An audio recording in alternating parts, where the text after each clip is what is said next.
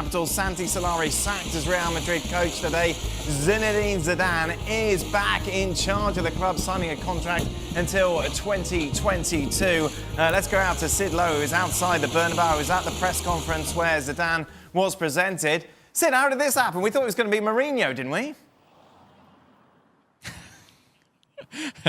Well, Real Madrid had two options, both of which were turning back. One was Mourinho, one was Zidane. Very, very different, of course, in terms of their approaches, very different in terms of their personalities. And I think what happened over the last 3 or 4 days is that Madrid were in a position where they had to try and persuade Zidane to come back. And I must admit, I'm genuinely surprised that Zidane gave in. Now, he today in this press conference has talked about how nothing really needed to be said to him, no promises needed to be made, no guarantees needed to be offered. He just needed to get the call. Now, if that's true, why was the call made last Thursday and it's only happened today on Monday? Sid, obviously we're speculating, but you imagine promises mean you're going to get new players, we're going to get rid of the players that you don't want. Promises, of course, that Florentino Perez couldn't give this time last year, hence Zidane walked. Yeah, exactly. Either couldn't give or wouldn't give. And I think while Zidane has insisted that, I haven't been told these things, I haven't been told things about cleaning out the squad and so on, I don't think anyone truly believes him on that. And he talked tonight about just getting on with the next 11 games, thinking about what they do in the summer, and that changes will then be made, which of course tells you that there are some changes in mind. Also, he's got 11 games to try and make a final decision on that. But I think you're absolutely right. I think what's happened over the last 4 or 5 days is that they've discussed the kind of things he would like to do and the kind of things that he probably wanted to do, as you rightly say, in the summer. And at that stage, that guarantee wasn't given. Now, given Real Madrid's crisis, it has been. Finally, Sid, before you go for your boy band rehearsal, let's talk about the fact, how has it been received in Madrid? How do the fans like this? Absolutely delighted. In terms of a kind of ending a crisis move, this has been a masterstroke. I remember we talked about this last week, and I was saying that what I couldn't really get my head around, what I couldn't really understand, is what need there would be to bring in a manager now who might get burnt by these final 11 games. I have to say, in terms of my interpretation there, I was clearly very wrong. And obviously what's happened is that since the knockout in the Champions League, we saw this in the 2 or 3 days that followed, the crisis risk getting deeper. And by putting Zidane in, you calm that down immediately. So these 11 games might mean nothing, but they do mean that you can calm things down, you can get someone in who everybody is behind. I mean, Zidane tried to claim that 1 or 2 people were annoyed with him for walking out. That doesn't feel true at all. Right now, the whole of the city is delighted.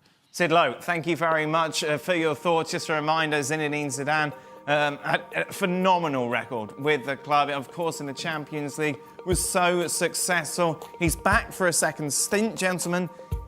Is this the right choice? Well, absolutely. And, as Sid was just saying there, for Florentino Perez, for the time being, it gets a lot of people off his back. Now, I can't remember what the rhetoric was from when Zidane left. I think he said he wanted to take a break. Yes. Of that. But I think, let's be honest, he could probably smell and see what was around the corner. The Titanic was sinking, pretty much. Well, he probably had a look at it and thought, well, we need this, we need that, we need to do this, and if I'm not going to get it, maybe it's better I step aside.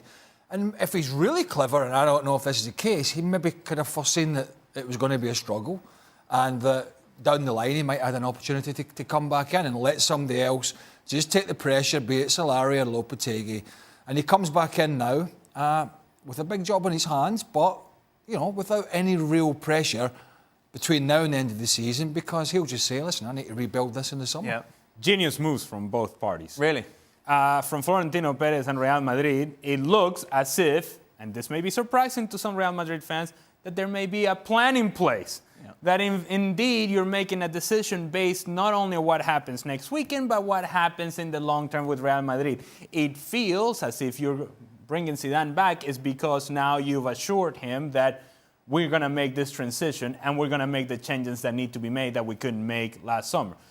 For Zidane, he goes, takes his break, gets his mind off the game, and he just watches from the outside and sees this team fall apart, which he probably could have foretold before he walked off, and then comes back and he's a hero. And no matter what happens from here till the end of the season, he's still a hero. And, oh, mind you, then comes the changes. And that's really where things need to happen for Real Madrid. that the decisions that they make in terms of personnel make sense to Zinedine Zidane. Those are the things that he wants, and that he gets the players that he wants. And the players that are not going to be helpful and useful, get out. The players that we need, bring them in. The other ones that we don't want, gone.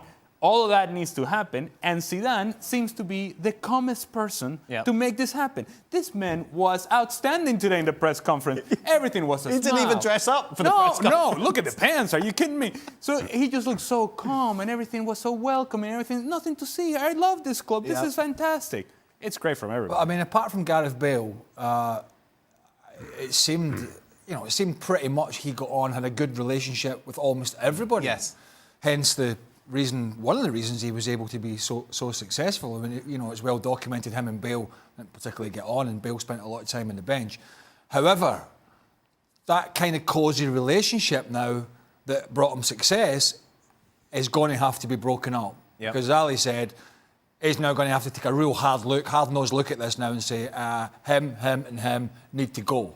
I know they were successful for me, but that was then, and this is now. So he's going to make some... He came in before and he was fighting some fires, and it was about getting the players smiling again and getting the happy team ethic and being happy in the training ground and going out for meals and the team that sort of drinks together wins together.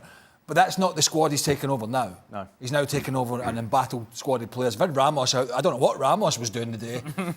Social media, press. He was like holding court. Yeah. So he's got a lot to sort out between now and the summer transfer window. Let's welcome Ian Darke into the show. Ian, what do you make of this appointment? Well, I think it's home is the hero, isn't it? This is the guy who could do no wrong when he was in charge before. And I suppose it's a happy outcome for Real Madrid. But there are some big issues. Like Sid and the rest of the guys, I can't believe that he hasn't been given plenty of assurances about what will happen in the summer in terms of buying players, maybe Eden Hazard. What is he going to do about Bale? What is he going to do about Isco? What is he going to do about Marcelo? There's a lot to sort out at Real Madrid because it has been a horrendous season by their standards. Isn't this a bit of a slap in the face for Mourinho, who we've seen over the last couple of weeks pretty much openly courting Real Madrid and saying, I had a great time there, I'd love to go back, and they've chosen Zinedine Zidane, whose CV, I know, at Real Madrid is great, but Jose Mourinho surely is a maturer coach, a more successful one. He is, but he's also one that's carried a lot of baggage and been very problematic, even at that club. And so for Mourinho, he'll just say, well, I'll wait on PSG. Right. I always wanted to go and manage in France. And there's a fair chance that one will come. A fair chance that one will come around. The other one is Pochettino. I don't know if he came into the thinking in this process for Real Madrid, but he's now sitting looking at Solskjaer doing well at Man United. We discussed that. Yep. And Zidane on a contract till 2022. Yes. So there's a lot of things been affected here, including Mourinho, but I'm sure he'll do all right with his payoff. Just sitting tight for a bit. Of course, he's still living off his Manchester United payoff. And the others, and the Chelsea, and the others. Short term, as everyone seems to agree, this is great for Real Madrid from both sides. But big picture, Zinedine Zidane set the bar so high when he was there. Surely the only kind of way is down, isn't it? Well, no, because of where the team is now.